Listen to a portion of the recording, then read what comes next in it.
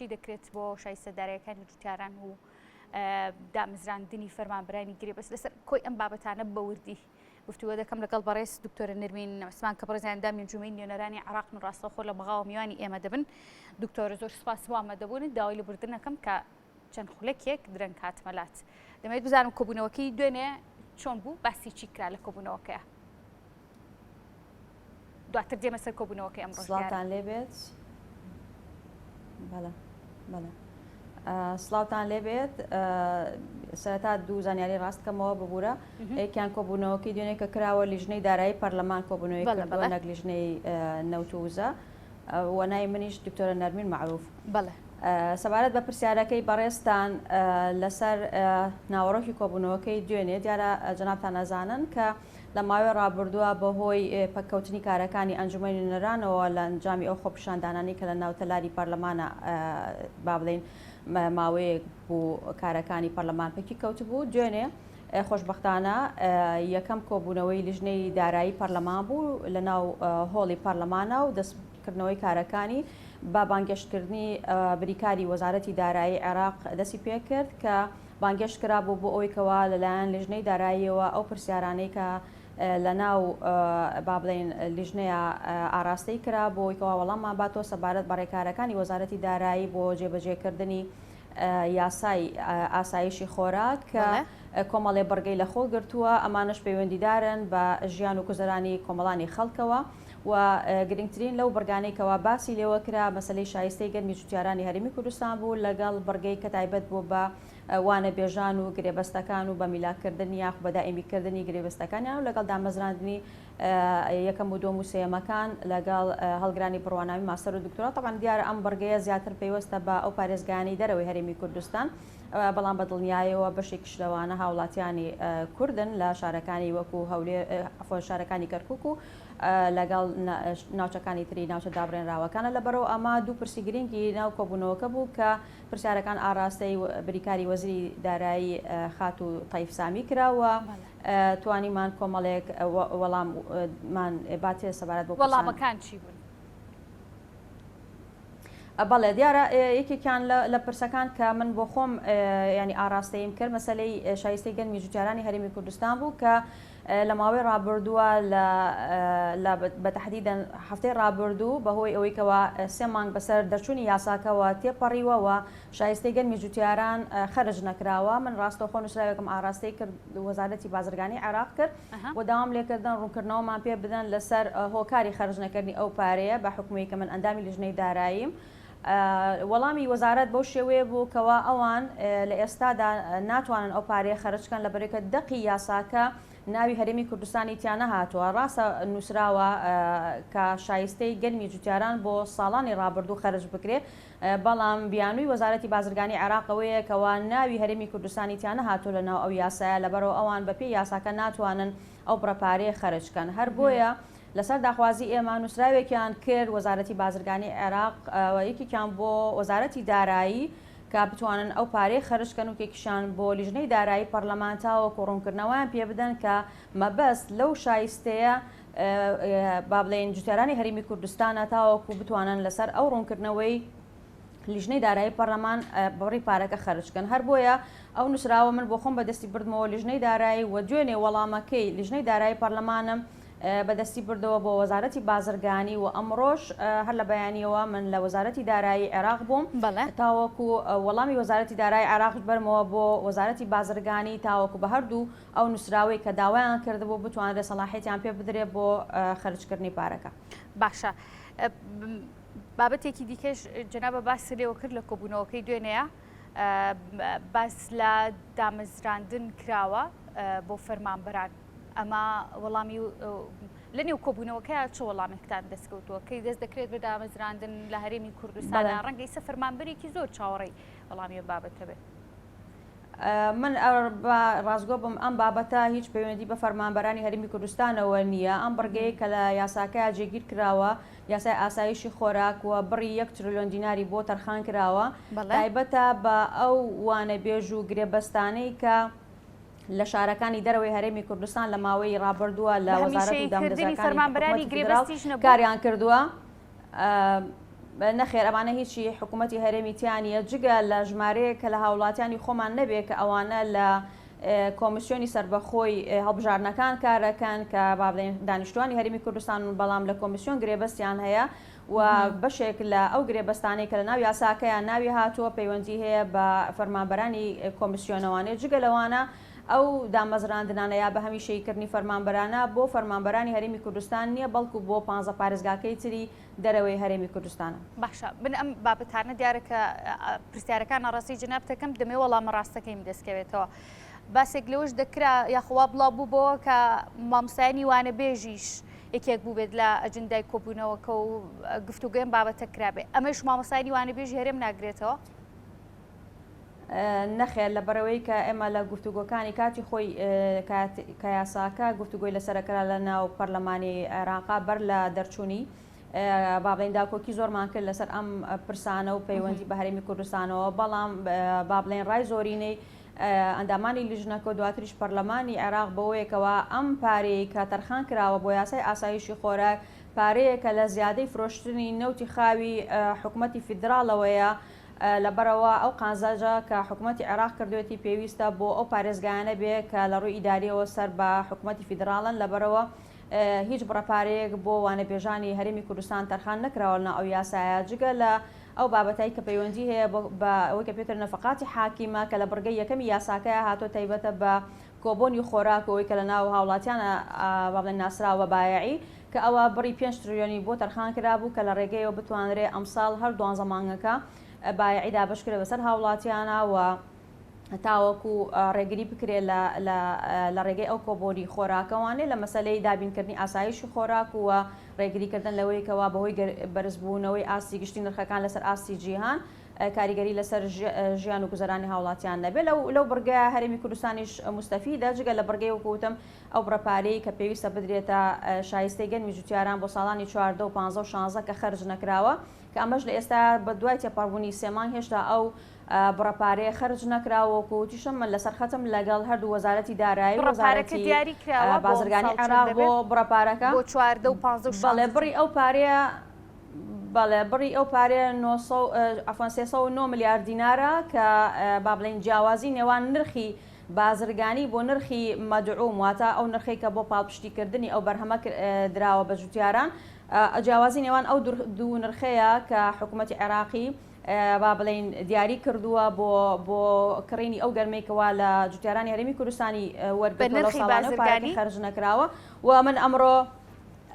نەخێر بە نرخی پاڵپشتی کراواتە ئەو بڕەپارەیە لە کاتی خۆیان کە دیاری کراوە نرخێکی بازرگانی بۆ واتە نرخێکی کەمتر بووە لە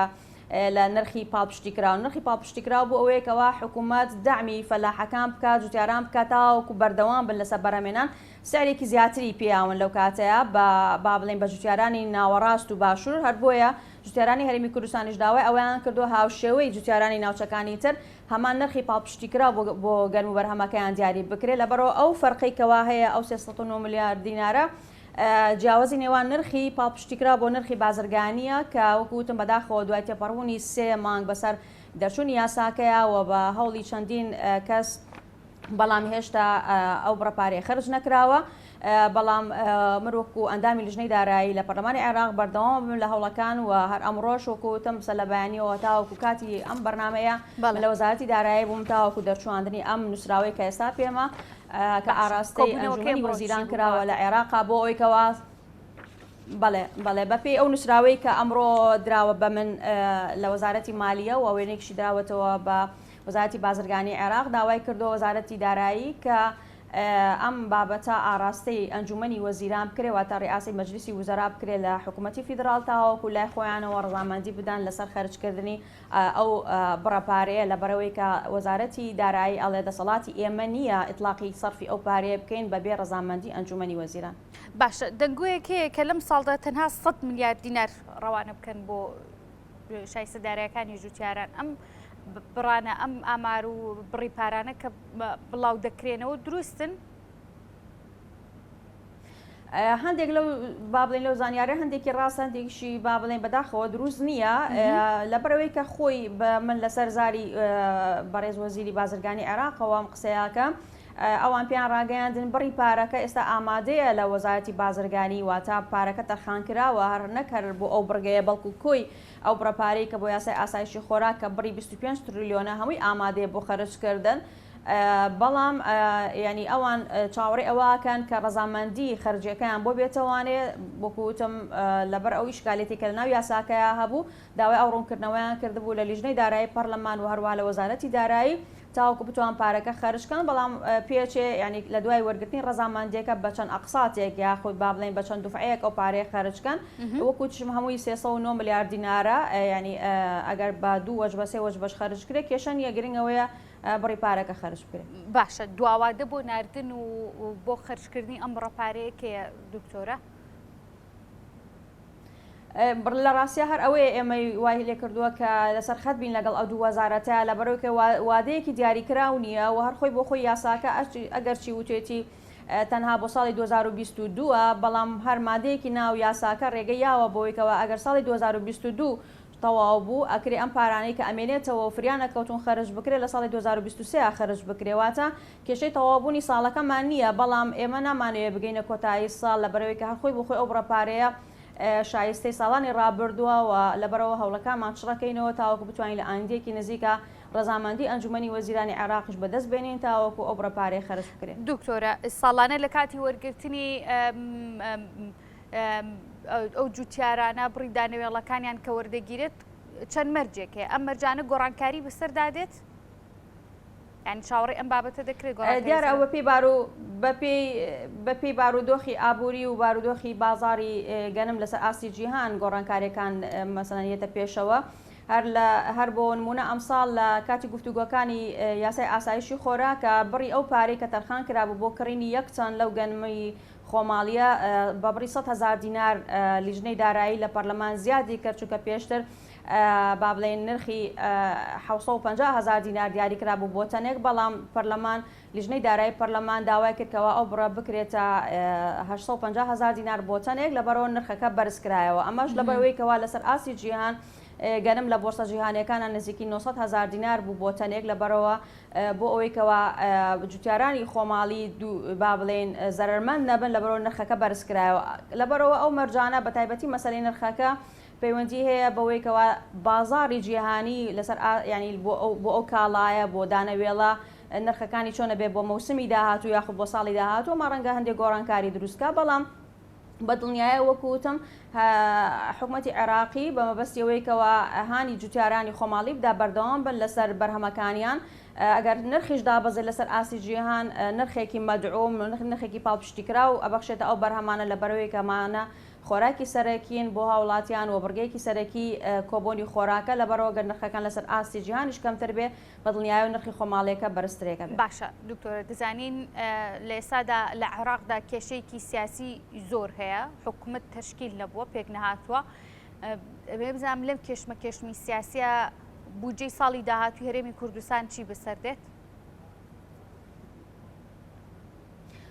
بەڵێ دیارە بۆ ئەم ساڵی 2022 حکوومەتی عێراقی بودجەی نەبوو هەر بۆیە کارکردن بە یاسای ئیدارەی مالی ژمارە 6 ساڵی 2019 ڕێگەی داوەکە بە ڕێژەیەک لەسەر 12 خەرجە با بڵێن فعلیەکانی ساڵی پار حکوومەت و دامودەزەکانی ئەتوانێت بەردەوام بێ لە خەرجەکانە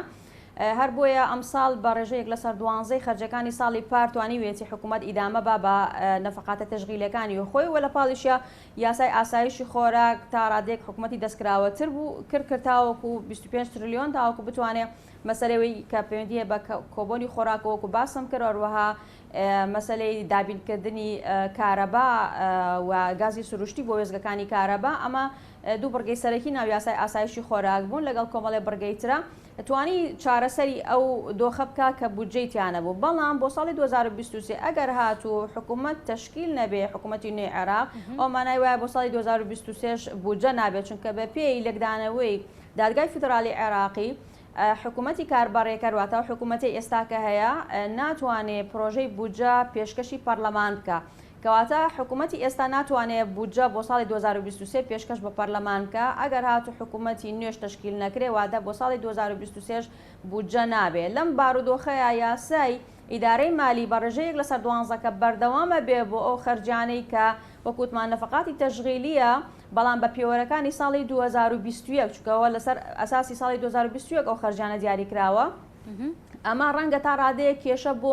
موچە خۆرانی عێراق دروست نەکە بۆ ئەوانەی کە لە ئێستاە لە کارکردنان و موچە وەرەگرن، بەڵام بێگومان ناتوانرێت لەگەڵ نەبوونی بودجەیە هەلی کاری زیاتر بڕەخسێنرێت، ناتوانێت خەڵکی کەسانی تر دابمەزرێنرێت، ناتوانێت علاوە و تەرفیعی ئەو کەسانەی کەوا لە ماوەی ئەم 2 ساڵایە شایستا بن بۆیان خەرج بکرێ، هەروەها بودجەی بواری وەبەرهێنان نابێت لە عێراقا، با بڵین بەشە بودجەی هەرێمی کوردستان نابێ، هەموو ئەمانە کێشن کە ئەگەر هاتوو بودجەی فیدراڵ نەبێ بە ساڵی 2023 ئەو کێشانە سەر هەڵێن. باشە دکتۆرە ماکەم بە دوا پرسیارم سەبارەت بە دەستپێکردنەوەی دانیشتەکانی ئەنجومەنی نوێنەرانی عێراق چاوەڕێ دەکرێتکەی دەست پێ بکاتەوە و بە سەرکەوتووی ئەنجام دەدرێت دەم کۆبوونەوەانە؟ دیارە کاری لیژنەکانی پەرلەمان کە 25 لیژنەیە بەردەوامی هەیە، وەکوتم لە ئەم هەفتەی ڕابردووانێ بەشێک لە لیژنەکان دەستیان کۆتۆ بە کارەکانی خۆیان، ئەگەرچی لە ماوەی ڕابردووە هەندێک لە لیژنەکان هە بەردەوامیان هەبوو بۆ نمونە لیژنەی دارایی، ئەگەرچی لە ناو پەرلەمان کۆبوونەوەی خۆی نەکردووە، بەڵام لە دەرەوەی تەلاری پەرلەمان کۆبوونەوەکانی بەردەوام و بە دوواداچوونەکانیشی بەردەوام بووە، بەڵام ئێمە ئومێد دەکەین کەوا لە دوای کۆتایی هاتنی مەراسیمی چلەی ئیمام حوسێن بتوانرێت کارەکانی پەرلەمان بە تەواوی دەست پێ بکاتەوە و دانیشتەکانیشی دەست پێ بکاتەوە، کۆتایی بەو چەقبەستۆ سیاسیە بهێنرێکە لە عێراقا هەیە. دکتۆرە نەرمین معروف بەڕێزیان ئەندامی ئەنجومەنی نوێنەرانی عێراق بوون لە فراکسیۆن یەکێتی، زۆر سپاس بۆ ئامادەبوونت کار لە بەغداوە لەگەڵمان بوویت.